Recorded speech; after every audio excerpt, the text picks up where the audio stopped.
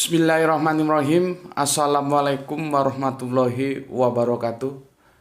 Ashadu an la ilaha illallah wa ashadu anna muhammadar rasulullah.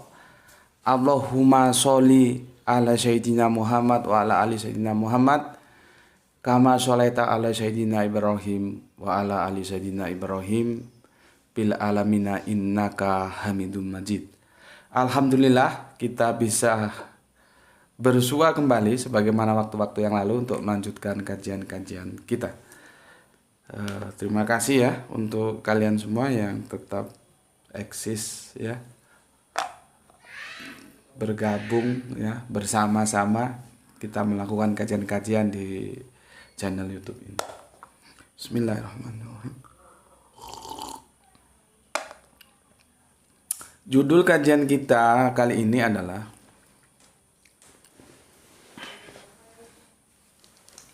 Gus Dur ya. Gus Dur, aku dan pluralisme. Ya, ini judul kajian kita kali ini adalah Gus Dur ya, aku dan pluralisme. Ya. Seperti aku sudah jelaskan kemarin ya, di video apa itu nanti kamu cari lagi. Ada pluralisme, ada pluralitas. Yang diakui oleh Islam itu adalah pluralitas. Pluralitas itu berbicara tentang eksistensi, keberadaannya. Ya. Kalau pluralisme itu nilainya dalam kurung benar, salah gitu ya. Aku cerita dulu ya tentang pluralisme ini ya. Ada sebuah cerita tentang diskusi itu yang diikuti oleh mahasiswa. Jadi mahasiswa itu begini, dia bilang bahwa syariah Islam itu tidak bisa berlaku di Madinah. Tidak bisa berlaku di Indonesia gitu. Ya. Dengan semangatnya dia maju ke depan. Ceritanya begitu ya. Dan dia mengatakan bahwa syariah Islam itu tidak bisa berlaku atau diberlakukan di Indonesia. Lalu argumentasi yang diajukan adalah karena kita hidup dalam warna pluralitas yang tinggi gitu. Nah, kalau ada kamu menemui teman-teman seperti itu jangan langsung di-cut ya. Jangan langsung di-cut.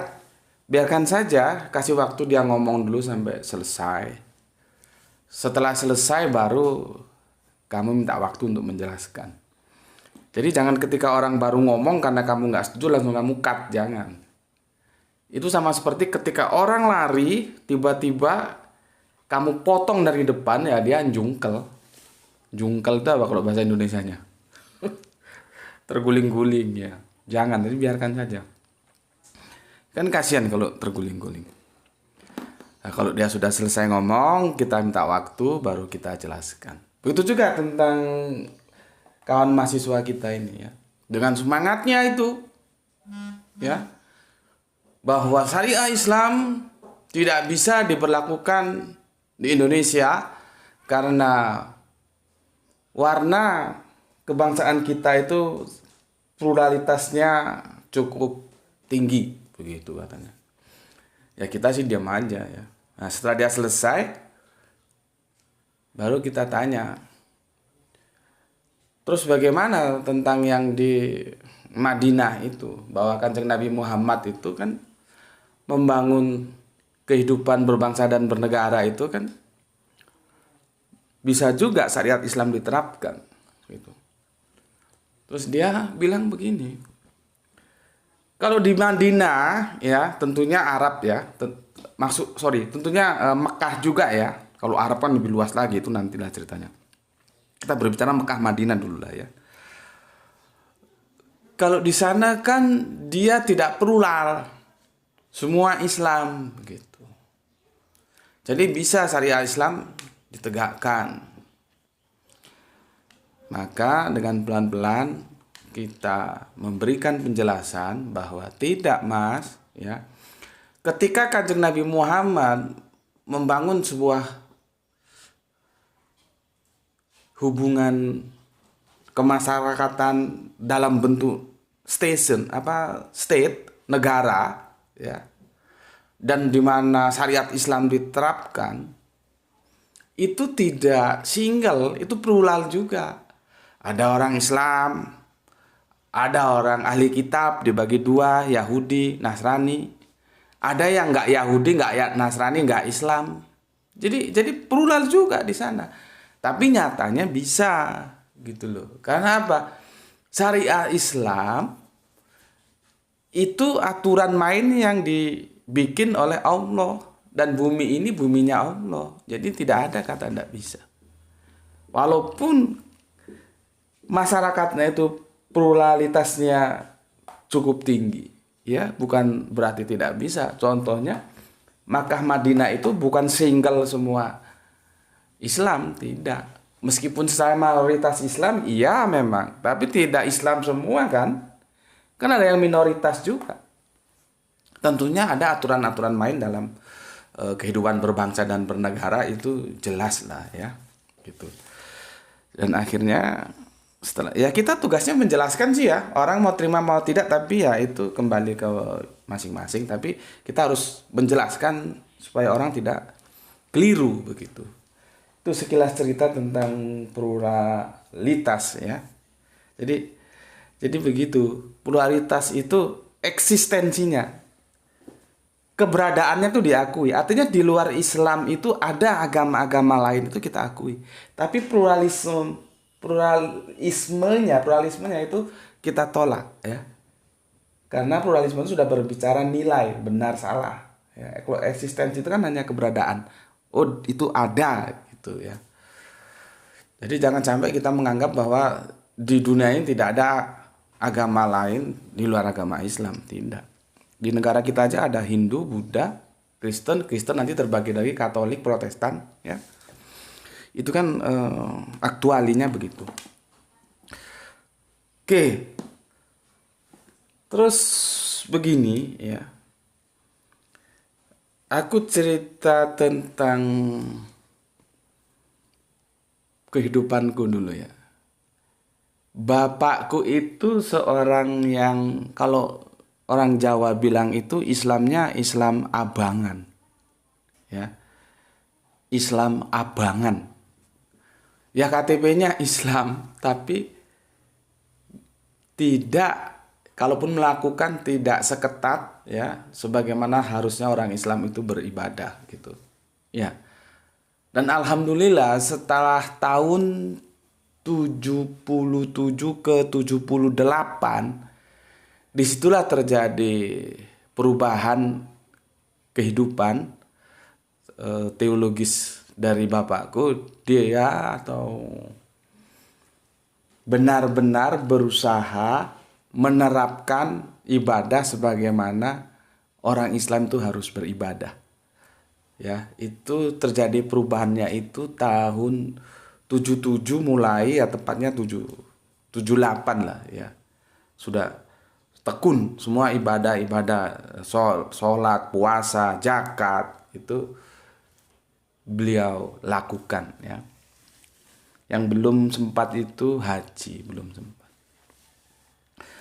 Kalau mamaku itu lain lagi. Mamaku itu sebagaimana orang Kediri, Jawa Timur, ya. Itu Islam, tapi ya Islam awam, ya. Bahkan almarhum mama itu kan buta huruf. Meskipun pernah menjadi juara MTQ, ya, kelas deso lah gitu. Karena leluhur kakekku di samping orang ndak punya juga kan pada saat dulu itu pendidikan sulit, ya.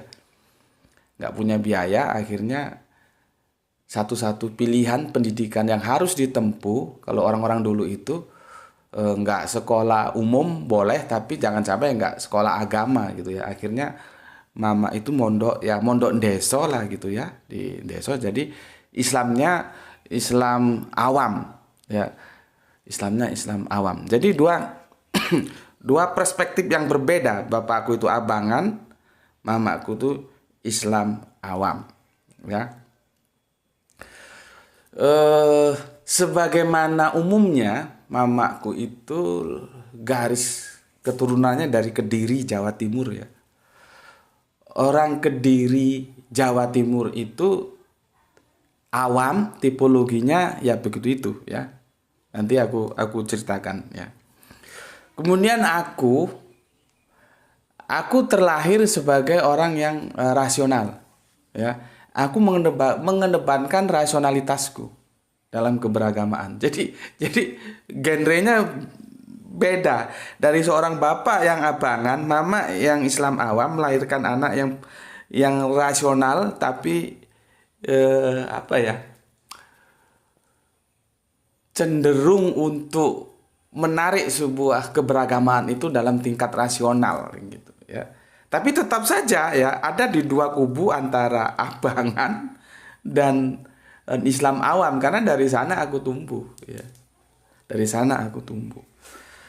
Sehingga karena pluralitas yang ada itu melahirkan sosok seperti aku yang kadang-kadang teman itu, bukan kadang-kadang sih ya, sering teman itu mengatakan aku ini liberal ya. Liberal yang itu nanti ujung-ujungnya ya plural.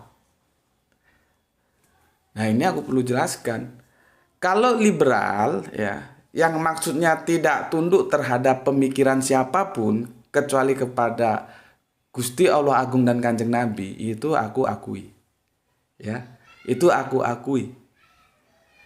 Karena apa? Metodologi yang aku tempuh untuk mencari keberagamaanku tentu nggak sama dengan bapakku. Dia punya zaman sendiri. Begitu juga mamaku punya zaman sendiri.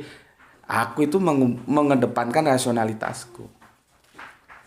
Ya, jadi nggak sama gitu. Nah, kalau dalam tataran keilmuan, aku dianggap liberal karena tidak tunduk. Aku itu tidak tunduk terhadap siapapun, kecuali kepada Gusti Allah dan Kanjeng Nabi. Kalau pendapatnya ulama ini, ulama itu, mazhab ini, mazhab itu, ya terserah saja. Tapi aku boleh setuju, boleh tidak. Gitu. Itu egaliter. Nah, kalau pada tataran itu dikatakan liberal, ya, terus nanti ujuk-ujuk plural, ya aku ndak keberatan juga sih. Bahkan di lembaga dakwah yang aku tekuni di Arimatea itu, kalau dulu kan pemainnya Arimatea ya, sekarang alhamdulillah sudah banyak lembaga-lembaga dakwah yang ngopenin pemurtatan ya. Kalau ada orang yang masuk Islam, itu kawan-kawan tuh aku pesan ya, jangan biarkan dia masuk ke sebuah rumah tangga yang namanya Islam, biarkan. Nanti di dalam rumah tangga Islam itu dia mau masuk kamar Islam yang merah, yang hijau, yang biru, yang kuning, itu terserah. Jangan kamu arahkan sesuai dengan di kamar mana kamu berada gitu.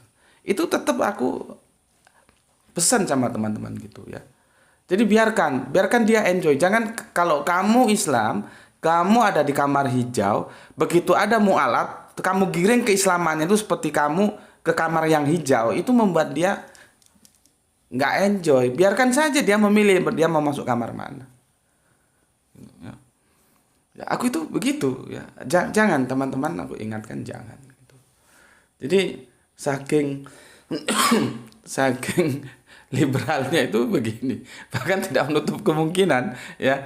Kan kita bina mu'alaf itu ya. Ada yang mu'alaf dari Hindu itu ada gitu. Awalnya ya yang namanya aku termasuk di dalamnya ya, di dalam lembaga dakwah Arimatea tentunya aku menghandle lah gitu. Jadi awalnya aku ikut menghandle mu'alaf ini mu'alaf ini ingatku dari Hindu gitu ya. Tetapi ketika dia sudah berislam, dan dia sudah terwarnai, ada kan kita kan di dalam Islam kita kan berwarna juga ini, ya. Jangan kamu anggap Islam kita ini satu yang tunggal, enggak. Cuman kan keberwarnaan kita itu tidak dalam tataran yang fundamental. Nabi kita tetap sama, kitab suci kita tetap sama, sesembahan kita tetap sama, kan di situ, ya. Dan mazhab aja itu kan sudah membentuk warna, ada 4, padahal lebih, tapi yang diterima 4 itu kan sudah membentuk warna. Jadi begitu, tidak yang single, tidak. Ya akhirnya teman-teman yang mualaf ini dia menjauh dari aku, gitu loh, ya, menjauh. Dia nggak mau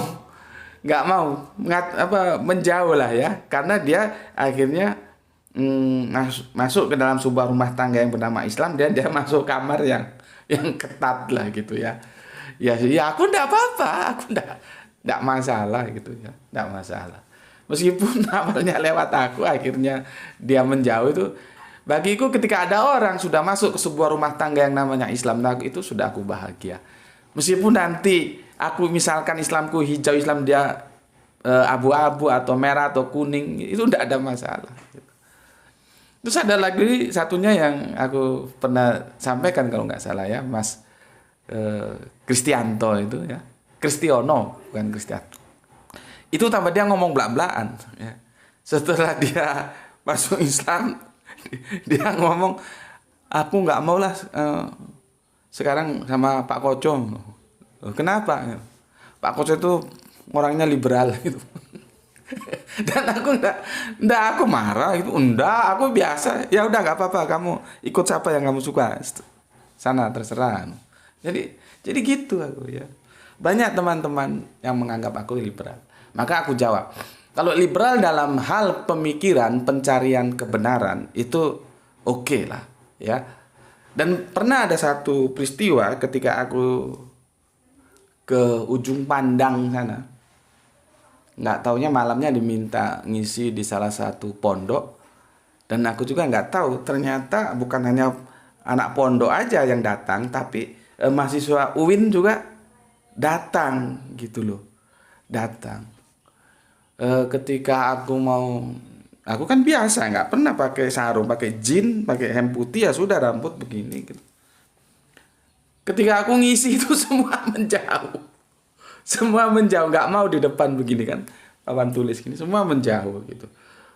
Setelah aku selesai ngisi, semua mendekat dan minta salaman, baru ngomong, saya kira bapak ini liberal, gitu. Jadi ya maklum, ya, meskipun mahasiswa, ya, kita tahu sendiri saudara-saudara kita di ujung pandang sana, kalau menurut yang aku ketahui, aku beberapa kali di sana dan biasanya sampai lama juga, ya. Seminggu, gitu, ya, kadang-kadang lebih, gitu. Di sana itu keberagamaannya bisa dibilang ketat juga, gitu loh, ya, ketat. Jadi kalau dia lihat ini ngisi kajian pakai jin, rambutnya gondrong, pakai hem, ini jangan-jangan liberal ini, gitu. Jadi sesuatu yang bisa dimaklumi lah, ya, gitu. Selama ini mungkin dia lihat ngisi kajian pakai kopiah, pakai sarung, pakai peci atau sorban, gitu kan. Oke, itu tentang aku, ya. Jadi aku hidup dalam dunia rumah tangga yang plural, ya. Begitu juga tentang musik. Makanya aku suka bermacam-macam jenis musik, ya. Karena bapakku kalau dangdut enggak suka. Bapakku itu sukanya, orang dulu Viramli itu suka, ya. Era-era bapakku itu Viramli. Tapi kalau Mas Habi, aku belum pernah dengar bapakku nyanyi Mas Habi. Kalau Mas Habi itu genrenya ke dangdut, ya. Tapi kalau Viramli, terus Empat Nada, Erni Johan, nah, itu bapakku suka. Kalau mamaku lain, mamaku Samro dangdut, itu sukanya lagu Keagungan Tuhan. Jadi kalau aku masih kecil, ya, incaplah wahai manusia itu, ya, bila dirimu bernoda itu. Ya, syairnya gitu kalau enggak salah. Itu sama Napi Beras namanya, ya.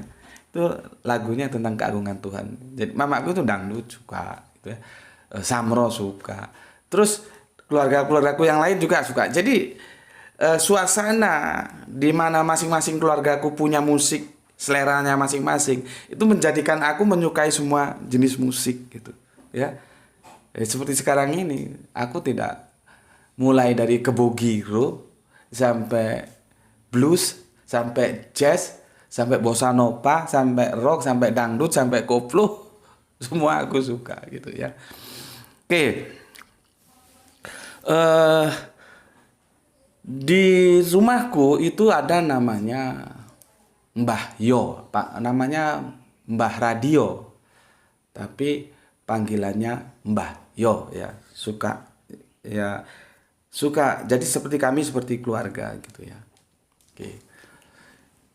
Bapakku dalam pandangan teologisnya seperti itu, mamaku dalam pandangan teologisnya seperti itu. Kemudian bapakku dalam pandangan politisnya dia pengagum berat Soekarno. Ya. Mamaku ya seperti aku bilang tadi, Islam awam dari Kediri, Jawa Timur, pengagum berat Gus-Gus. Jadi beda.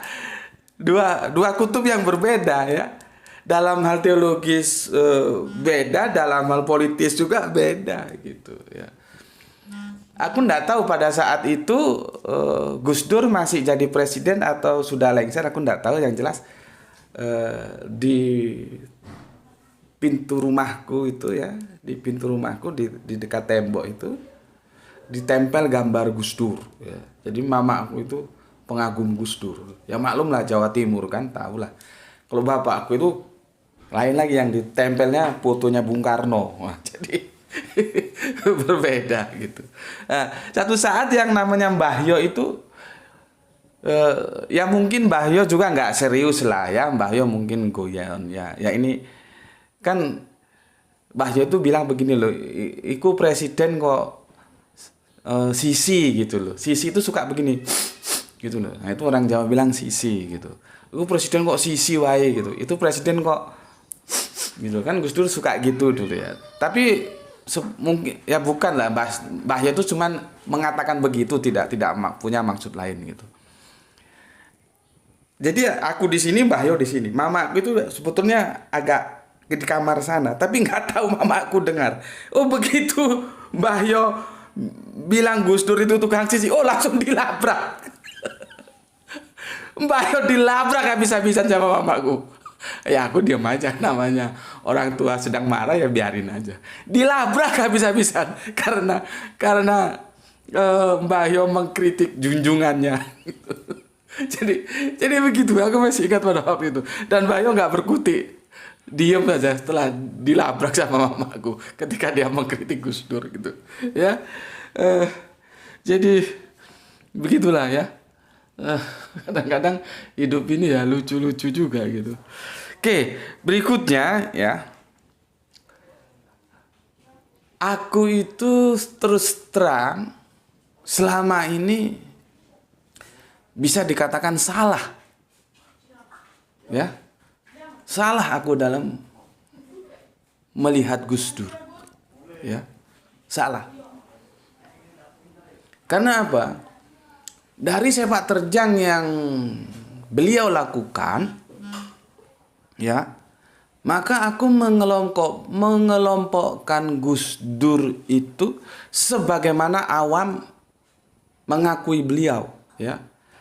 Meskipun aku kemarin sudah aku jelaskan terjadi polarisasi sebetulnya secara historis, bapak pluralisme itu Gus Dur atau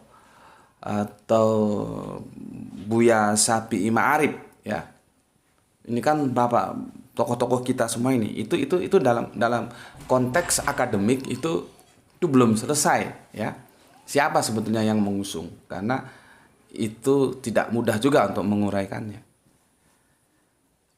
Jadi aku seperti umum ya, karena yang aku lihat juga begitu bahwa Gus Dur itu pluralis. Ya. Pluralisme itu apa sih? Pluralisme itu menyamakan semua agama itu sama. Itu pluralisme. Jadi setelah aku begini, aku banyak berteman dengan orang ya, baik dosen-dosen juga itu yang orang bilang pluralis itu banyak berteman dengan aku di kampus-kampus itu. Tapi selama dia tidak pernah mengatakan bahwa semua agama sama, itu bagiku tidak masalah. Seperti aku kan, aku liberal, yang nanti kan liberal itu ujung-ujungnya dia ke plural kan. Aku liberal, oke, aku liberal, tapi dalam konteks education, aku liberal. Aku tidak tunduk terhadap pemikiran siapapun. Aku bisa setuju, bisa tidak setuju, dan aku hanya memberikan ketundukan tanpa reserve kepada Gusti Allah Agung dan Kanjeng Nabi. Itu aja. Kalau lainnya aku boleh setuju, boleh tidak, gitu ya. Jadi selama dalam konteks itu aku dikatakan plural, liberal yang ada di plural, oke. Tapi dalam konteks keberagamaan aku tidak plural. Tidak. Aku bahkan lihat track record kajian-kajianku itu ya, itu aku menolak pluralisme. Karena itu melanggar kebenaran akal. Bagaimana semua agama kok sama? Ya, makanya aku bilang sebetulnya pluralisme itu musuh semua agama. Cuman kan yang paling giat menentang itu Islam. Sebetulnya pluralisme musuh semua agama. Karena semua agama itu mesti mengklaim kebenarannya sendiri. Makanya nanti ada yang teologi global yang itu yang sudah melarang orang untuk mengklaim kebenaran itu kan sudah lama diusung itu ya. Makanya hati-hati. Ini perang globalisasi, ini perang pemikiran masuk juga ke tahapan teologi. Bukan hanya seperti yang kita lihat sekarang ini ya, dominasi politik. Tidak, nanti juga menyasar ke teologi itu. Jadi orang itu mau dibikin semua orang agamanya satu, namanya itu global teologi, dan sesembahannya itu dikasih nama the one gitu. Dan kita tidak boleh mengklaim kebenaran masing-masing. Itu kan sedang mereka usung ya. Ya itu sebetulnya Dajjal itu. Jadi ngapain kok kamu nunggu Dajjal nanti? Orang Dajjalnya sudah turun kok masih kamu tunggu? Yang membuat sekarang wabah kemana-mana sehingga kita tidak leluasa ini kan ya Dajjal juga gitu loh. Jadi kerangka berpikir itu dibuka ya. Jangan nanti menunggu ada katanya Nabi turun. Nabi mana lagi yang turun? Gak ada. Untuk membunuh Dajjal itu kita. Gitu loh. Ya. Oke. Jadi aku dulu itu dan sampai sekarang itu menganggap Gus Dur itu pluralisme. Ya. Aku kira pluralisme. Sampai satu waktu nggak sengaja aku tidur-tidur buka video WA itu, aku mendapatkan videonya Gus Dur. Disitulah aku bilang, astagfirullahaladzim, seandainya Gus Dur masih sugeng itu aku mohon maaf. Ya, ternyata aku salah menilai Gus Dur. Gus Dur itu tidak pluralisme. Meskipun publik mengatakan bahwa dia bapak pluralisme. Ya. Nah, dari situ aku berpikir gimana ya kalau pengalaman ini aku angkat dalam sebuah materi video kajian-kajian kita gitu ya. Aku sempat itu berpikir tuh, dan itu menjadi renungan panjangku gitu. Sudah ada semingguan inilah ya. Nah, kok tadi ini ya aku lihat videonya almarhum Tengku Zulkarnain membicarakan almarhum Gus Dur.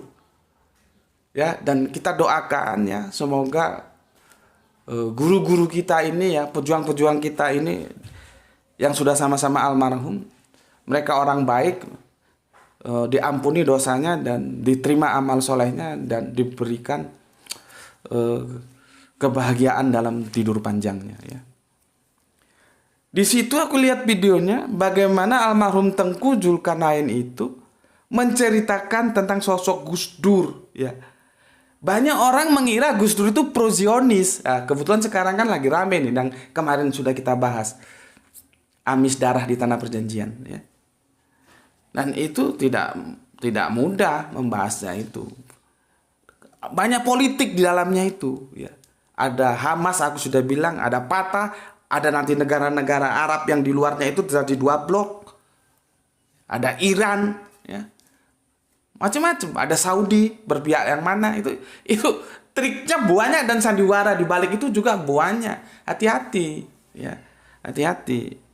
Meskipun aku bilang peperangan, pegolakan ya, huru-hara yang membara itu sebetulnya hanya karena rebutan warisan, jadi tidak ada hubungannya dengan agama. Tetapi kita harus tahu, itu akhirnya tidak bisa dilepaskan dari nuansa agama memang. Jadi kita melihatnya harus hati-hati gitu. Ya. Oke. Jadi gini, katanya Tengku Zulkarnain seperti apa yang dikatakan publik juga, banyak mengira Gus Dur itu pro Zionis. Ya. Jadi sama seperti aku tadi, aku menyangka seperti publik menyangka bahwa Gus Dur itu pluralis. Ya. Nah, dijelaskan sama almarhum Tengku Zulkarnain, Gus Dur itu tidak pro Zionis. Tapi dia memang orang cerdas yang punya cara bagaimana untuk menekuk Israel ini. Dia memang ketua yayasan Shimon Peres ya. Tapi kan sampai detik ini nyatanya tidak ada hubungan diplomatik antara Indonesia dan Israel. Disitulah kepiawaian Gus Dur bermain. Ya. Yang katanya Tengku Zulkarnain, kalau saya nggak bisa begitu, ya memang karena aku juga tumbuh dan besar di Sumatera ya. Kalau kami di Sumatera itu cenderung blak-blakan, A, B, merah, ya, hijau gitu. Lain dengan Gus Dur yang kultur Jawa, ya. Jadi orang-orang bergaya Sumatera itu warna tegasnya yang dominan, tapi orang-orang yang berkultur Jawa itu kebijaksanaannya yang dominan. Gitu loh. Makanya Sumatera karena ketegasannya itu kita cenderung melihatnya sebagai sesuatu yang egaliter. Sementara Jawa yang bijaksana itu cenderung yang feudalisme. Padahal ya tidak bisa begitu, ya. Oke, nah Gus Dur itu dengan kultur Jawanya dia bisa memainkan peran ya. Sampai-sampai menjadi ketua yayasan Shimon Peres ya. Dan orang mengira bahwa dia pro Zionis. Padahal dia tidak pro Zionis. Buktinya apa? Hingga sampai kini, hingga dia jadi presiden sampai dia lengser, hubungan diplomatik antara Israel dan Indonesia itu tidak pernah terbentuk. Itu hebatnya Gus Dur. Ya. Jadi kalau orang Jawa bilang, seperti istilah kemarin yang aku bilang, Gus Dur itu memakai teori ngintir neng ojo kintir, gitu loh. Kon ngintiro, nanging ojo sampai kintir kon, gitu. Nah, aku nggak tahu nih penerusnya sekarang kan ada yang berhubungan dengan Israel. Ya kita berharap sih dia bisa memainkan peran sebagaimana Gus Dur memainkan. Ya, jangan-jangan karena mau ngintir nggak taunya kintir beneran, ya, karena ini strategi yang dilakukan Gus Dur strategi tingkat tinggi dan Gus Dur bukan orang yang bisa dibeli dengan duit meskipun dia dapat ya mestinya dapatlah sumbangan dana dari Shimon Peres kan. Tapi itu kan tidak menyilaukan dia ya. Jadi begitu. Akhirnya apa yang dikatakan oleh almarhum Tengku Zulkarnain tentang sosok Gus Dur itu menjadi triggerku untuk secepat mungkin mengangkat apa yang aku sangkakan terhadap Gus Dur sebagai seorang pluralisme dalam topik kajian kita, Gus Dur, aku, dan pluralisme. Ya, ternyata tidak. Gus Dur itu tidak pluralisme. Gus Dur itu tidak mengatakan semua agama sama. Gus Dur itu tidak mengatakan kebenaran itu ada di mana-mana. Tidak. Tidak mengatakan semua agama sama, tidak mengatakan semua agama benar. Tetapi yang harus kita pahami, Gus Dur adalah sosok yang menghargai, menghormati perbedaan. Itu. Nah, sementara kita tidak mampu melihat sejauh itu sehingga kita tertipu ya oleh apa yang ada pada lapisan luar sehingga kita menganggap oh Gus Dur itu pluralisme. Padahal tidak. Ya. Mengapa aku katakan Gus Dur itu tidak pluralisme dan aku merasa bersalah ketika aku memposisikan dia sebagai sosok yang pluralisme? Yang itu tadi yang aku bilang. Aku dapat video di mana Gus Dur menjelaskan bahwa semua agama itu tidak sama. Dari situlah aku sampai kalau orang Jawa bilang ketenggengen ya, sampai loh. Ternyata Gus Dur begini kerangka berpikirnya. Kenapa? Ketika kita melihat seseorang 1 meter, sementara yang kita lihat sudah melompat 10 meter, tentunya cara pandang kita meleset dari apa yang sebenarnya. Begitu. Ya, lompatannya melebihi dari kecepatan kita memandang. Jadi Gus Dur itu tidak pluralisme. Ya. Dia jelas katakan agama itu tidak sama. Gitu. Nah, seperti aku katakan, ya, seseorang itu dikatakan pluralisme ketika dia mengatakan semua agama sama. Sama benernya. Itu, ya. Dan Gus Dur tidak mengatakan itu. Tetapi apa yang dilakukan Gus Dur sebagai seorang tokoh ormas yang terhitung besar juga, ya, sebagai presiden pada waktu itu, ya, sebagai bapak bangsa, dia adalah tokoh yang sangat menghormati pluralitas. Nah, ya, eksistensi. Jadi dia bukan pluralisme, tapi dia sosok yang sangat menghormati pluralitas. Makanya keran perbedaan itu ketika dia jadi penguasa negeri ini, jadi presiden, seperti yang sudah sampaikan, dibuka lebar. Jadi ada orang dulu yang bertakut menunjukkan eksistensinya. Begitu Gus Dur membuka keran, semua menunjukkan eksistensinya ke permukaan. Ya ternyata banyak juga, ya, termasuk Konghucu diberikan kebebasan, ya kan, silahkan gitu. Yang aku masih ingat itu ketika orang rame bendera bintang kejora di Papua itu, Gus Dur santai aja menanggapi, ngapain ya, biarin aja dia bikin bendera, anggap saja tuh bendera sepak bola. Ya, ya, itulah sosok Gus Dur yang akhirnya aku tahu, ya, ternyata beliau bukan pluralisme, ya. Beliau mengakui satu-satunya kebenaran, dan kebenaran itu satu, kebenaran itu tunggal, yaitu Islam. Adapun yang dia lakukan seperti apa yang telah kita lihat dalam sepak terjang kehidupan beliau, ya, itu sebagai wujud bagaimana beliau itu sosok yang sangat menghormati perbedaan. Karena apa? Pluralitas itu sunatullah, gitu. Itu ndak bisa semua itu mau sama, ndak bisa. Karena itu sudah ketetapan Allah. Kan Allah bilang, kalau aku mau apa sulitnya semua orang dibikin beriman, gitu kan? Tapi Allah tidak mau. Jadi apakah kita akan melawan sunatullah? Kan tidak. Ya. Nah, ini aku sampaikan, ya, semoga bisa menjadi pembelajaran kita bersama, ya, sehingga kita tahu, ya, bagaimana tokoh-tokoh kita, dan kita jangan sampai keliru menilai seperti aku telah keliru menilai Gus Dur. Dengan adanya video itu, aku katakan bahwa Gus Dur tidak pluralis. Nanti videonya aku sertakan, ya, aku sertakan di sini, ya. Dan semoga tidak kena copyright, ya, semoga tidak lah, ya. Aku tidak punya tujuan apa-apa sih, ya. Cuman tujuanku itu kalau aku berbicara by fakta, itu kan lebih menguatkan. Jadi bukan hanya aku sekedar ngomong bahwa Gus Dur itu bukan pluralis, ya. Itu bukan sekedar ngomong, tapi aku punya data. Jadi ngomong by data, kata by data, kata by data, kata by data, gitu. Nah, datanya itu nanti berupa video akan aku sertakan, ya. Dan semoga lah tidak kena copyright, ya, karena channel ini sudah 2 kali kena copyright. Katanya kalau sampai 3 kali hangus sudah, gitu. Ya semoga tidak lah, ya. Karena apa? Itu sangat diperlukan sebagai data. Cuman itu bahasa Jawa, ya. Bahasa Jawa, nanti kalian tanya kepada teman-temannya yang Jawa, dan itu Gus Dur menyampaikannya dalam sebuah kajian di pondok pesantren, gitu, ya. Itu dalam bahasa Jawa. Ya itu harapan penjelasan yang aku sampaikan, dengan harapan semoga kita semakin jelas melihat sosok-sosok yang ada di antara kita, ya, semakin mengenal, sehingga semakin mengenal semakin terhindar dari kesalahan dalam melihat siapa sebenarnya beliau itu. Oke.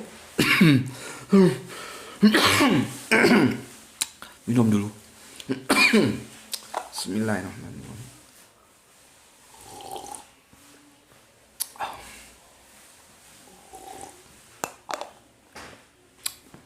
Udah berapa lama, Le? Berapa? Oke deh, sudah 49 menit ya. Aku kira cukup lah menjelaskan seperti itu ya. Menjelaskan seperti itu ya. Cukup. Semoga dengan penjelasan ini bisa menjadi referensi kita masing-masing ya. Jadi aku jelaskan lagi, Gus Dur itu bukan sosok yang mengikuti paham pluralisme ya. Dan begitu juga aku itu tidak pluralisme. Meskipun banyak yang mengira aku pluralisme, bahkan liberal juga ya, seperti yang aku jelaskan tadi. Oke, itu aja. Sampai ketemu lagi. Assalamualaikum warahmatullahi wabarakatuh. Soleh. Mila menika kedah jelas. Apik karo agama liya. Ning ya aja kleru nganggep kabeh padha, ora padha. Konsili II Vatikan, pertemuan kedua Vatikan di bawah pimpinan Paus Yohanes 23 tahun 1950 dumugi 3 tahun. Mutusake napa? Kami para uskup yang berkumpul di Vatikan menghormati hak tiap orang untuk mencapai kebenaran abadi. Lho, hak sedaya mawon. Tapi kami tetap yakin bahwa kebenaran abadi hanya ada di lingkungan Gereja Katolik Roma. Lho, wong mriko nggih wani ngono kok kene ora wani niku lho. Piye ngono iki? Nggih. Arek kadung sing ngoten nika agama padha. Ya ora padha kok soal ikune. Dewe-dewe ajarane iso padha. Sing padha ki apane oleh ngurmati menungso. Lho ngoten. Cara ngurmati, cara keyakinannya berbeda-beda.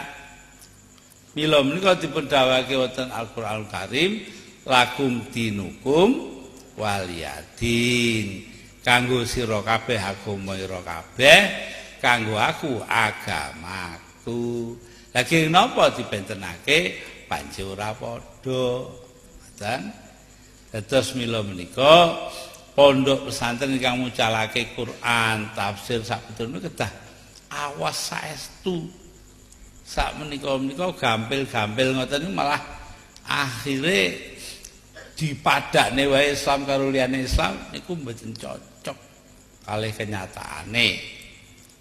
Nggih, mila menika kula suwun panjenengan sedaya sampun presa, sampun mangertosi bilih Islam menika unju wonten ngarsanipun Allah Subhanahu wa taala, senaosa kita ngurmati tiyang lintu.